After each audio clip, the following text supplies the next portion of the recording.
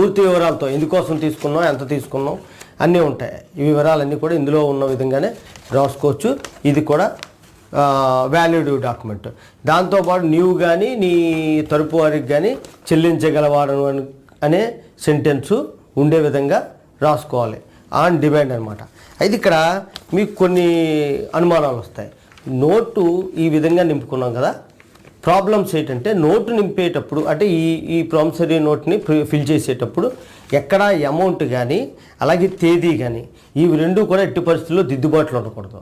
ఈ దిద్దుబాట్లు ఉన్నట్టంటే ఆ నోట్ని వెంటనే అక్కడ రద్దుపరుచుకొని కొత్త నోట్ని ఎగ్జిక్యూట్ చేసుకోవడం చాలా మంచిది. ఒక దిద్దుబాట్లు ఉన్నట్లయితే ఆ నోటు వ్యాలిడ్ కాదు. ఒకటి.